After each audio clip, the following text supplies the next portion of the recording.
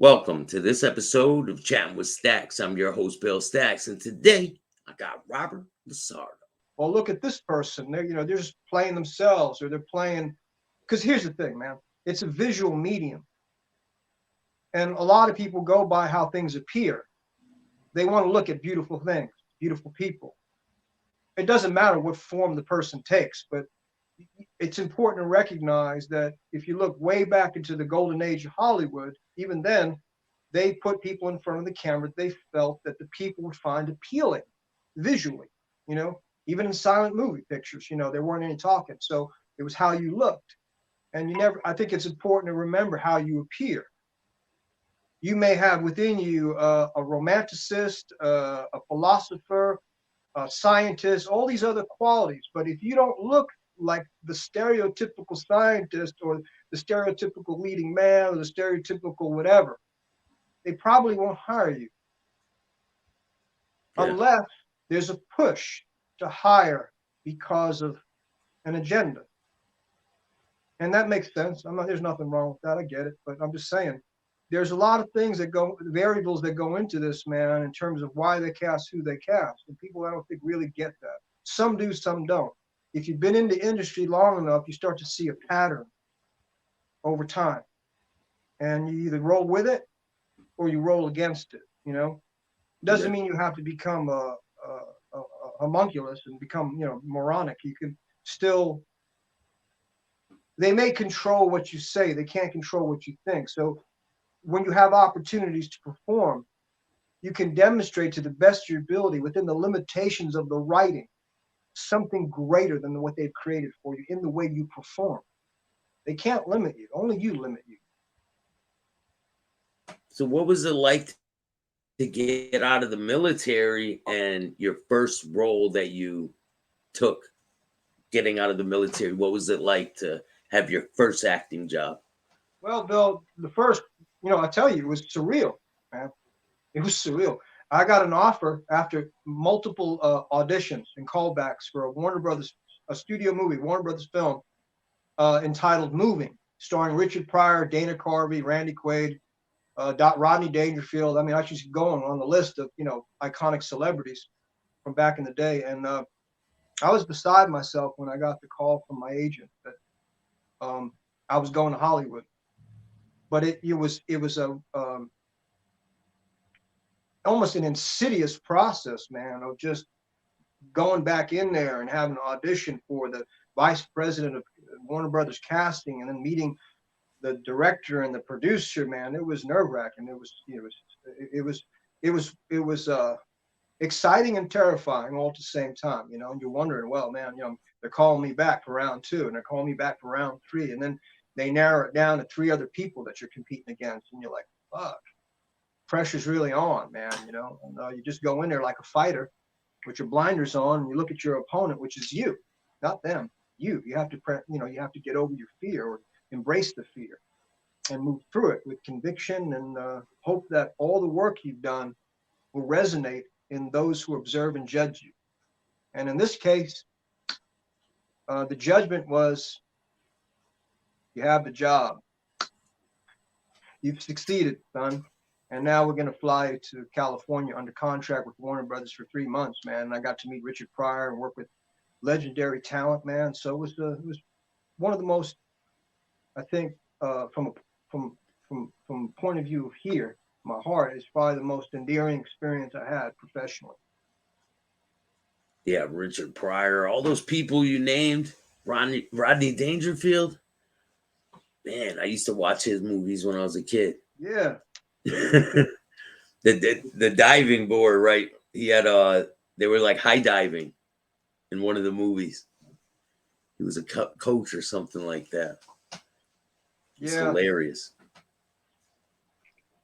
So what was it like being around them on the set? It was scary at first, but then Richard Pryor was so nice to me, man. He treated me like a friend. He said, "Hey, what are you doing next weekend?" I said, "I'm at the hotel." And he said, "Well, you want to come over to my house and watch the Sugar Ray Hagler fight?" I was like, yeah. And so a driver came pick me up, and then I'm sitting next to him and some of his friends, and we're watching the fight. And I'm thinking to myself, a couple of years ago, I was in the Aleutian Islands in the middle of nowhere, and I was playing records, literally listening to Richard Pryor stand-up on these LPs, you know, the old records they had, the LPs you could listen to stand-up comedians. I was listening to his stand-up routine on a record, and now here I am sitting next to him. So it was too much to, you know, some things you go into shock. It takes a while before it registers that it actually happened, you know. Yeah. If anybody would have told me, you know, while I was stuck in this prison in the middle of Siberia, that check it out, I got to whisper something to you. Here's my crystal ball. And about a little over a year out of the Navy, you're going to be in Hollywood sitting next to Richard Pryor. You know, that sounds insane, man.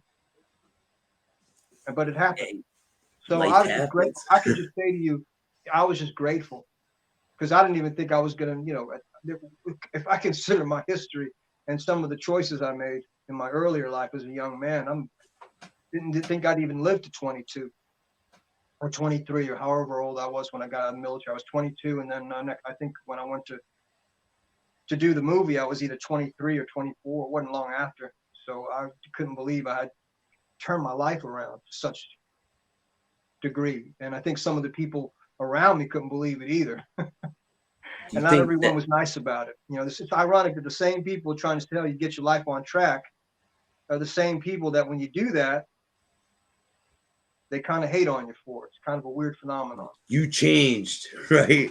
You're the one that changed. It's like, wait a minute, guys, you guys told me to do this, and you do it, and yeah, but we didn't expect you to pull it off. It's kind of like what's his name, John Cassavetes the film in the '70s, Killing of a Chinese Bookie. Ben Gazzara owns a strip joint, right, and then he owes money to the mob, and they say, listen, I'll tell you what, you kill this guy, we'll settle the debt. So he goes, kills this guy, right, and he calls the guys up and said, I killed the guy, and they said, you killed him? He said, yeah. Oh, you know who you killed? No, I didn't really care about that. You just told me to kill the guy and then pay off the debt. But you killed this Asian man who's one of the most powerful organized crime figures. So I go, okay, well, but is the debt settled? He said, well, no, we got to kill you now. Why? Because we didn't think you'd be able to do it. We sent you on a suicide mission. So I never forget that, man. So he went and did what he was told. He did it, pulled it off, and then for his efforts, they put a hit out on him. I'm not trying to make it all dark or anything or blame anybody for nothing. I'm just saying, be careful, people out there, when you try to impress people in your life, because the same people motivating you or seemingly motivating you will be the same people that'll be judge and jury to your execution. Yeah. So was that first role, was that like the catalyst to be like, I really want to do this and this, and I'm taking this serious? It actually, no. I would say, well, yes, 50-50. It's like that book. It was the best of times. It was the worst of times, because it was an opportunity, man, for me, like no other. I had basically pulled a lottery ticket, right? Here's the catch though. This man that was representing me at the time, my agent, who I thought was my friend, he basically turned down a 3-picture deal with Warner Brothers on my behalf. And Stuart Kornfeld, who was one of the producers on that movie I was telling you about, he went on to produce movies like Tropic Thunder. He did a lot of the Ben Stiller movies. And he came up to me one day on set and said, Robert, can I talk? I said, sure. He said, I'm a little concerned. He said, I don't know if your agent realizes how talented you are, because he couldn't get his mind around the fact that the agent was turning down a 3-picture deal with Warner Brothers. And I was too green to know that was probably one of the worst choices anybody can make career-wise. For me, I would, if someone presents a deal like that with the studio, you don't walk away from a studio deal unless you're out of your mind. Of course not. But apparently the agent thought it was good medicine for me, and thought it'd be better that I come back to New York and audition for roles like Punk, Mugger #1, stuff like that. He said, well, here's he my didn't even, I said, what's your didn't philosophy? bring it by you? He didn't run it by you? Yeah, nothing? he did. I asked, well, he did and he didn't. He gave the illusion of a democracy when it was really a monarchy. He was dictating to me like the tablets. Moses come down from the mountain with the tablets of the law and the fundamentals of what we need to do, Rob. This is what we need to do. We need to basically keep a situation where you have room to explore and audition for a variety of things. If you get locked up in a contract with Warner Brothers, you're not going to be able to compete for other things. I said, okay, seems like a reasonable argument, but here's the catch. What I was competing for was nothing. There was Mugger number one, Punk, Yeah. Thug number, all that kind of stuff. And Warner Brothers saw an ability, Marion Doherty, like I said, the vice president of casting, and some other people, the director, Richard Pryor, a bunch of people said to me, you have great talent, whatever. And they wanted to groom me for things that were much more substantial. So though the agent had a point that if I agreed to marry Warner Brothers for 3 years or whatever the deal would be, he was correct in that I would be exclusive with them. But why not be exclusive with a company that wants to create characters that have depth and are fleshed out, that aren't caricatures? So he basically, I won, but I lost because he basically had me come back to New York and put me in a position where I had to compete for things. It's like kind of like this, like you win the lottery and then you got to give the money back and you're poor again. That's what it felt like, because I'm standing Taking on the steps corner in back. New York going, what happened to the Hollywood thing? I was just in Hollywood working with movie stars. Warner Brothers saw me and said, hey, we want to give him a 3-picture deal. Agent goes, I don't know. And then next thing you know, the deal poof goes away because he said no twice. Because Stuart Kornfeld wasn't the first time. He came up to me 2 times because he was at a desperate attempt, because he saw the ruination of an opportunity and he didn't want me to mess up. But I didn't have any. I was green, man. I didn't know. If I knew it's like 20/20 hindsight. We all have it. If I had known what I know now, I would have fired the agent on the spot or told him, listen, you either take that deal, man, or like, I'm going to call the union, or I'll just come to, you and I'll sit down. I'll make it real clear. You work for me. I don't work for you, man. I like you, but we ain't friends, especially if you're trying to put me in the grave, man, by sending me back to a place that has trigger points where I'm going to get back into trouble. I'm going to be on the corner. Ironically, he saw me one day, the agent, and said to me, hey, Rob, get off the corner. I said, hey, man, you put me back here. You put me back here, man.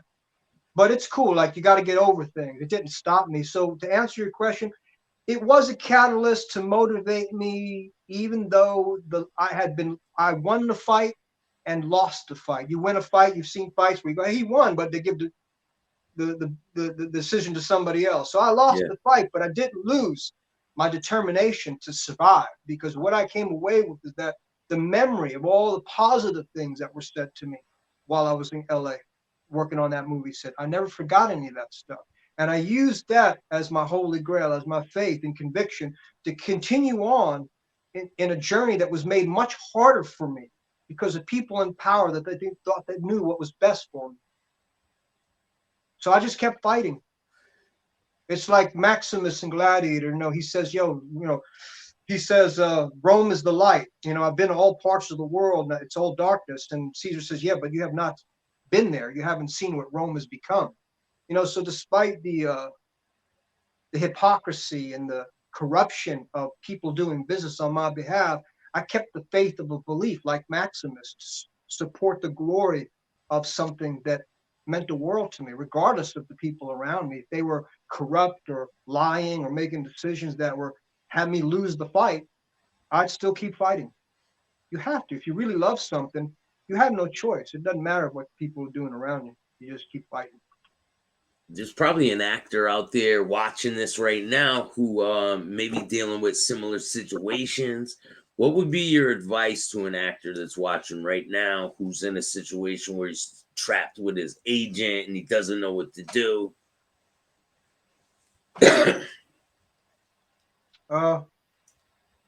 First thing I would say is when you present your argument or your point of view, present it respectfully at first.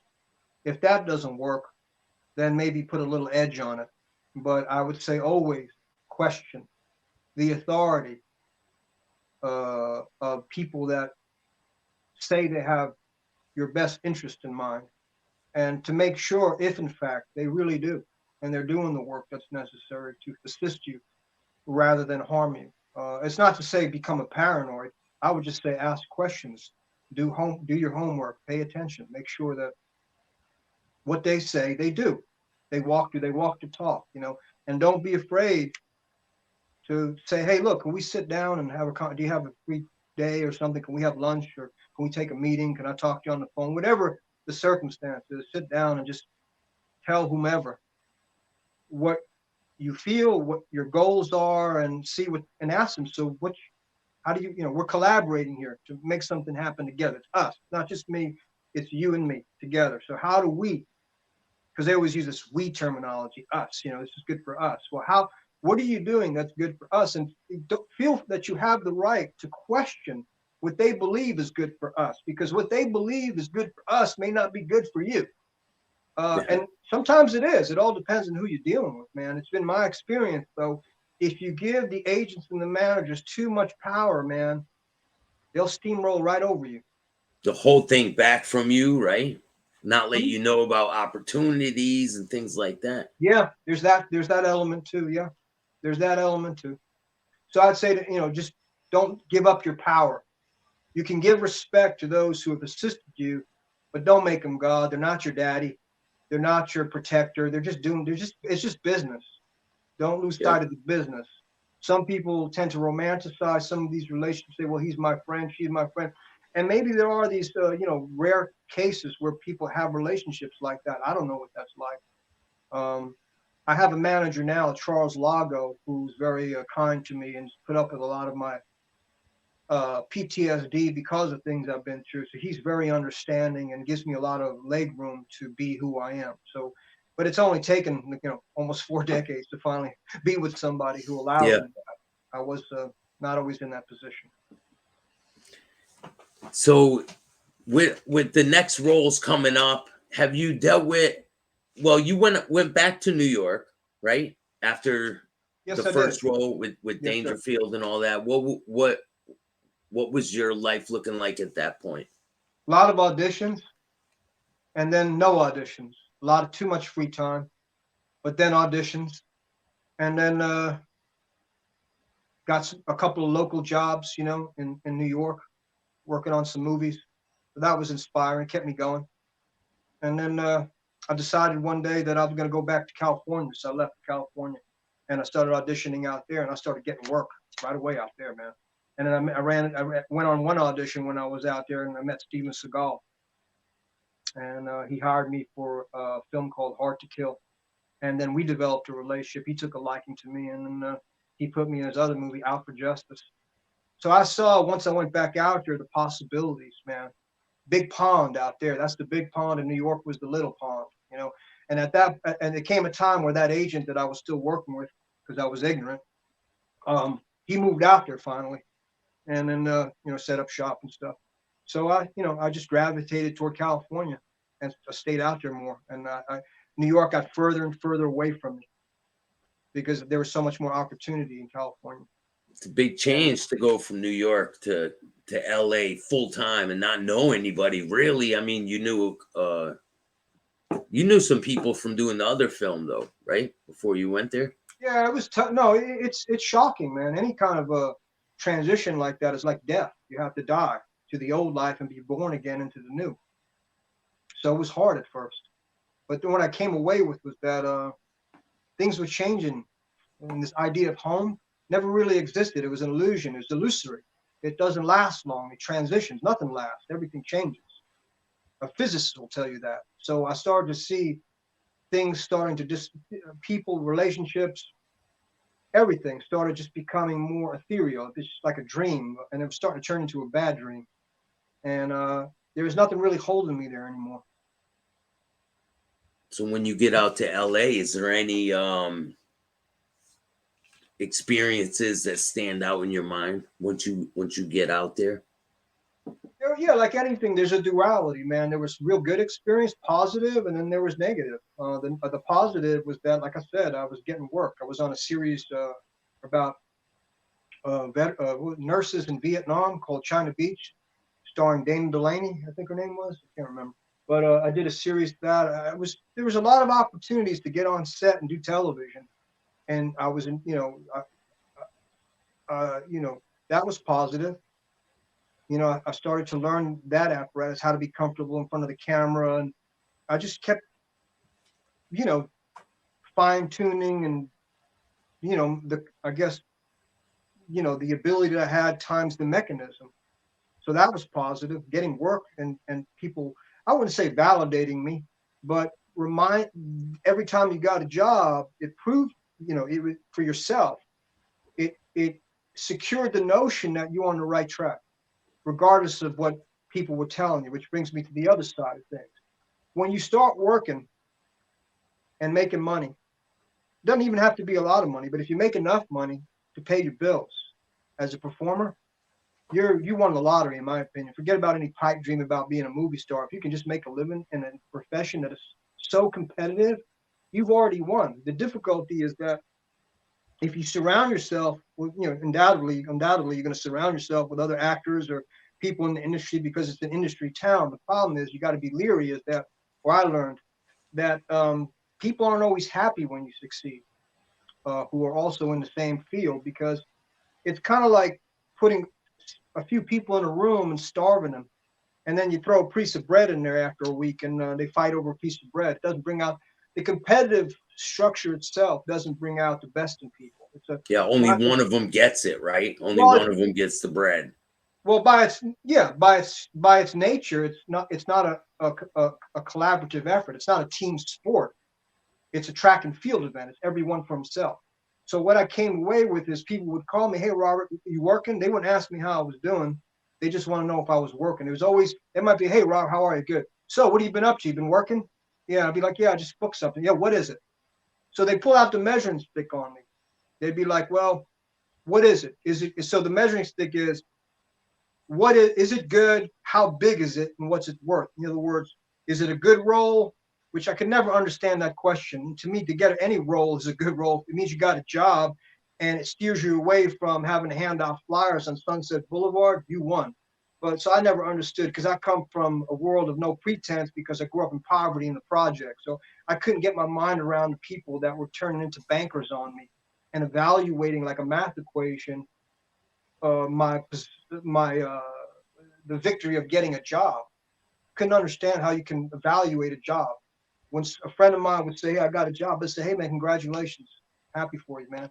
Hope they treat you well. Have a great time. If you want to talk about it, fine." But outside of that, the judgment that would come along with the victory was unbelievable, man. I couldn't believe some of the things people would say to me. Or would, and they would try to steal your thunder, man. They'd ask you questions like, how many weeks, was always the thing. How is it a big role? How many weeks? And what kind of show is it? Is it a movie? Is it? There was this whole checklist that a lot of people were trained. I don't think it was their fault. I think they were just trained to look at things that way. Maybe, I don't know. Maybe it was their hunger. Like I said, back to my metaphor about being so hungry that it doesn't always bring out the best nature of people, you know. And so I learned real quickly to keep my good news to myself. And so I would suggest that to anyone else. Uh, if something happens that's positive, share it with a couple of people who know you really got your back, maybe your loved ones, whoever that is. And then the rest, just keep to yourself, because they will confiscate it, or they'll try, or they'll measure it in such a way where you feel like you're losing when you already won the victory. You won, you got the job. And for the next week or so, whatever, you're going to go on set and you're going to make some money, pay your bills, and you're good. And it's a step. It's all about the journey, right? This idea of arriving to me is a fallacy, man, because even when you do arrive, eventually you have to descend. It's the duality of life. That there's a full circle of things. What's over time, things start to fade away. Jimi Hendrix said it best. It's like a circus that comes into town and people feed on it for, oh, look at that, but then it kind of fades away. And it's a temporary thing. It's not permanent. I don't think you become immortal. I don't believe in any of that. There's different cycles of your career where maybe at one point in your career you're more noticeable, others you're not, but that doesn't mean you're irrelevant as an artist. You're still an artist in your core. And that's Yeah. important to remember when people are in situations like when I was in California, up each other's butts constantly, wanting to know where you're, how relevant you are. So I realized how carnivorous the underbelly of the industry children was. I realized, wow, man, these people they're they're really confused. And so, just learn to build a thick skin and a wall around yourself, and don't lose focus of your goal. Yeah, like some people say, "Oh, I made it, but no, you got to keep working. It's not like, oh, I made it and it just stays like that. Like when you went and worked with Rodney Dangerfield and all them people, it comes and you got to keep it going. It doesn't just stay there. Yeah, I mean, the camaraderie, I think, is an illusion. I'm not saying it doesn't exist at all. I mean, there's people that will support you, but don't depend on it. Don't rely on it. Don't expect it. And I'm not saying be bitter either. I'm not saying expect the worst. I'm just saying don't react. Just find your zen, man, and just be grateful that you're alive and you're healthy and that you can do something you love. How many people can do this? A lot of people have jobs they hate, man. And so, but the other side of that, though, is that the people that are trying to get in what they think is this special room and world, they don't understand why some of us who've been around for years, who've suffered a great deal for our commitment, why we're not always happy about it. So it's very easy when you look at something like, I don't know, I'll compare it to combat. Unless you've been in combat and been in a firefight, you can't talk to anybody about war and what the PTSD, and you may have won the war and come home and they give you medals and stuff. And from the outside appearance, you seem to be the champion and the hero. But this flip side of it is what you had to go through and endure to achieve that may not feel good. There's other things that come with the win that can affect your psyche. And it may take years for you to heal that aspect of yourself. Ask any veteran who suffers from PTSD. Ask any celebrity who's fallen from grace, who's had to suffer the indignity of media slandering them because they don't look what they once looked like, or they're not as famous as they used to be. So they build people up and tear them down. And people who are so desperate to be in the industry that talk about, well, I'm just trying to get out of my day job and, wish I could be where you guys, why are you guys so unhappy and bitter about everything? I say, well, do a couple of tours, man. Go to war, go to the Coliseum and fight for Caesar. Don't play it safe on the periphery in these little microcosms that you think are the war. That's not a war. That's just a local conflict. You want to go to war, go overseas and go to war. You want to go and find out about the industry, go to fucking LA, go to Hollywood, go to the Coliseum and fight and be beheaded a couple of times and have your head handed back to you, put it back on, and then go on down the road. And then talk to me about why.